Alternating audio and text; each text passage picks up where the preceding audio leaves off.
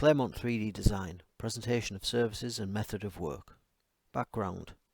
Experienced in the full spectrum of project management from concept through to construction, commissioning and handover. All disciplines covered as and when required. Experience as both client representative and contractor. This has resulted in the development of a method of work which delivers projects to realistic time and cost estimates, as scopes of work are based on practical construction build sequences, enabling early engagement of suppliers. This real-world information is incorporated into the initial design, vastly reducing the need for reworks and delays. Experienced in compliance with standards required for work in hazardous areas, including ATEX, aging plant, CDM, control of major accident hazards, pressure equipment and their safety regulations, reporting of health and safety issues, CE marking and piping design. CapEx Services Phase 1. Concept or front-end engineering design. This first step defines the project requirements and proposes the basic solutions along with compliance requirements, producing a pack which also contains technical information including PFDs and basic layouts of where equipment will be located, along with time and cost estimates for the project given the available information and estimates for Phase 2. Design. Upon agreement of cost, scope and time schedules, the project checklist will be tailored to suit project specifics. Building on Phase 1 work, the engineers advance the technical content to fixed figures, carrying out the necessary process safety and layout reviews with site personnel for approval of proposals. The disciplines then combine their work to produce contracts for the suppliers and contractors to quote against in the form of equipment datasheets and MEI contracts. The MEI contracts are sent to construction contractors who competitively bid after a site walkdown.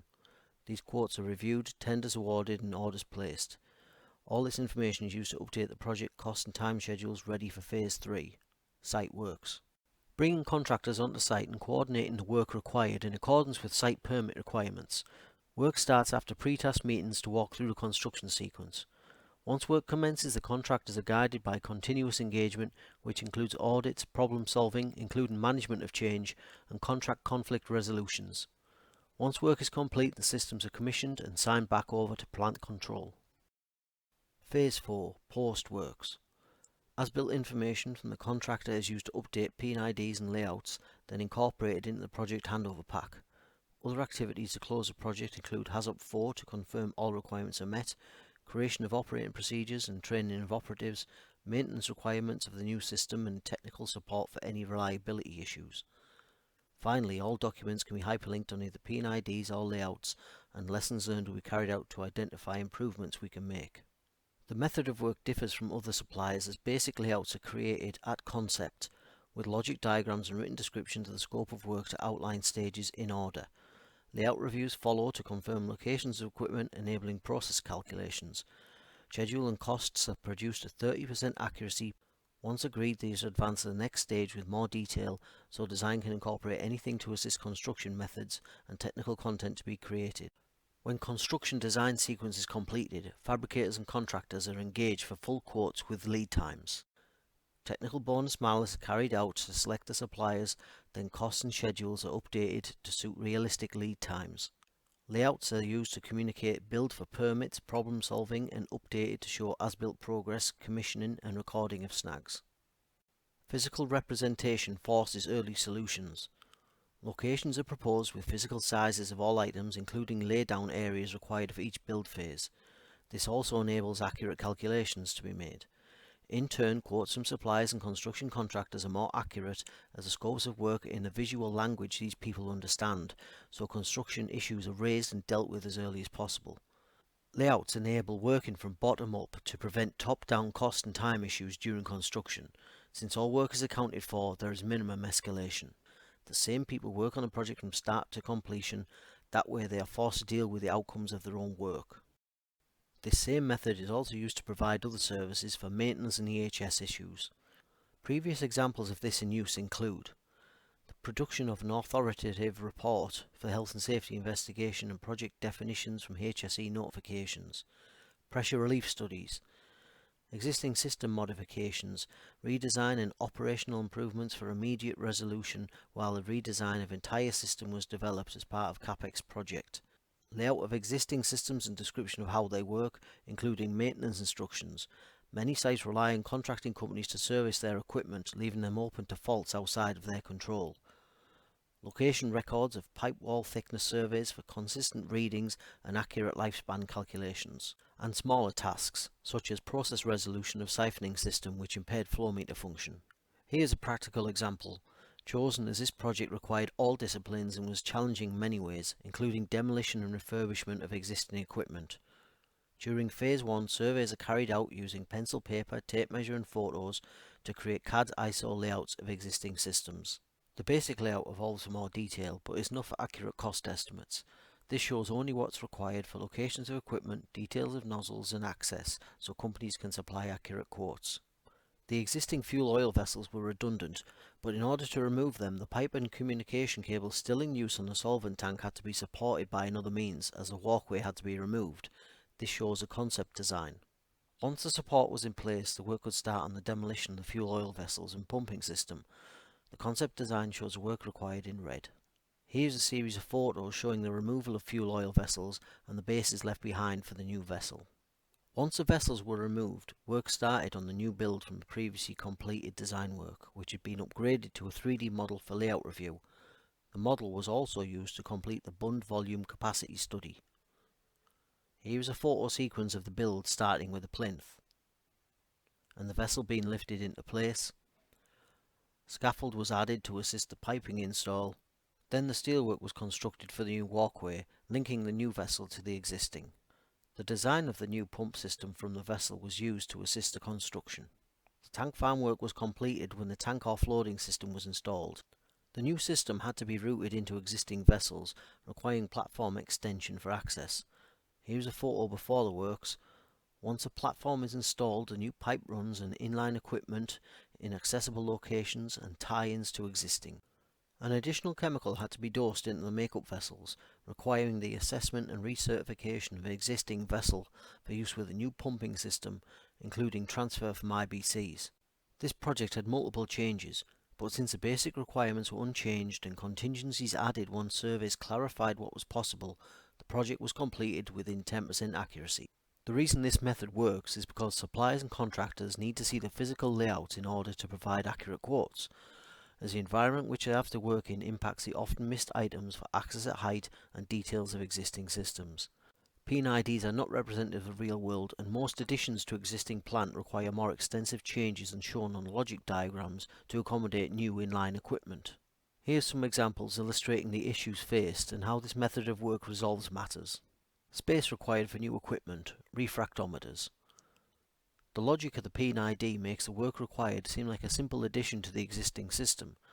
However, the survey identified P&ID errors and found the height to be just over 2.5 meters. The physical space requirements for the new equipment is a minimum height of 3 meters. The physical realities resulted in much more work required than shown on the P&ID. Here's the comparison. The layout on the left shows the work required in red, and this would have been quoted for if just from the P&ID, whereas the layout on the right shows the amount of work actually required, and this reality would not have been identified until after contract agreement, resulting in delays and variation costs to complete the work. Finally, here's the revised P&ID once the physical reality was identified. Old records of existing equipment, reactor replacement. A client requested a project to replace an existing reactor, providing revision 1, which showed 4 flanges on the bottom plate. The option of simply following this instruction could have been taken, but following procedures this was checked against a P&ID, which showed 5 lines on the bottom of the reactor, and that a physical survey confirmed this to be the case. The ISO layout was created to scope the work required to remove each connected spool and piece of equipment. When the client was presented with this information, revision 6 of the GA was discovered, preventing this future error from occurring. Not enough detail of existing equipment, neutralization vessels. Replacement vessels were required on an effluent system. There was only one surviving drawing from 1973, and the quality of the scan was poor. The second vessel was sketched by another party prior to our engagement and did not define locations of flanges. Starting from scratch to correctly define the requirements, the P&ID was consulted, only to find no volume requirements for each stage, making detailed design for fabrication impossible. So a site survey with the client's process engineer identified how the existing system works, and a meeting followed to define the requirements. This resulted in the creation of vessel GAs for fabrication to quote against.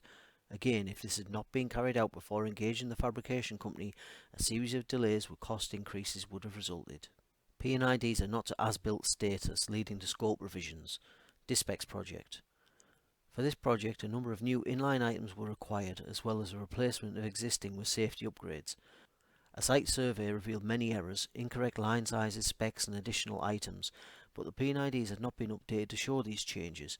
As previously shown, the ISO layouts are able to resolve all issues to correctly identify the full scope of work required, correcting P&IDs before contractors were engaged. Existing bad practices can be corrected or accommodated if surveys of existing systems are carried out. Here's an example of a reducer welded to a flange. This is not good practice, and a minimum of 50 mm is typically required before fitting after a flange. This is how it should be done. An example of this is shown here. Where the T requires replacing with a cross is the new upgraded instrument in the same size as a pipe of 40 nominal bore. But since the reducer is welded directly onto the flange, the replacement spool cannot be fabricated in the same manner, so this creates a knock-on effect where more spools must be replaced to create this additional 50 mm. Here it is shown ISO layout format. Evidence of this in the project is shown here, with a preliminary definition from P&ID compared with a well-defined layout from survey, which identified additional requirements of piping route for access, replacement of pipe supports to enable lifting of vessels, replacement of piping to new vessels as existing flanges and old spec, along with additional work to dig out and replace the drainage gully at a lower level, as there is another system which feeds into this. These additional requirements were caught after the contractor had already submitted the cost estimate, but before contract award, so the cost was revised by the contractor, showing an increase from £93,000 to £121,000. These changes would have been identified later, but by that time the delays and additional costs to resolve these would have pushed this cost even higher, as the contractor would have set the wheels in motion for the materials on top of the management of these variations. Evidence that this method results in delivery of projects on time and within budget are presented here, with 4 recent projects all delivered within time, cost, scope and safety plans, and that only differed slightly at client request. This contrasts with how service companies typically operate. Top-down, data-driven management control is used to engage the client, providing management language information and ignoring the basic technical issues. This leads to incorrect scoping and variation orders being generated, for which these companies charge a premium. To summarise, they provide enough information to win the contract without being specific enough to accurately define the scope. Further down the line, the answer to this is give them more money. This is their plan. This also puts a great deal more stress on the people who actually do the work, engineers and workers, to achieve the same deadlines despite constant changes. In light of these practices, here's what we cannot do. We cannot go back in time to change an agreed contract. Taking on work to go back and redefine a project scope while the work is already ongoing, while at the same time trying to find the work which is coming up, is very high pressure and stress. This results in items being missed and mistakes made. The best solution to avoid rework and additional charges is to freeze where it currently stands and redefine the scope of work. Previous contracts have been in service to these companies. Contact details: Director Andy Bowers, website claremont3ddesign.com, email claremont3d@gmail.com, telephone 07921 909 539.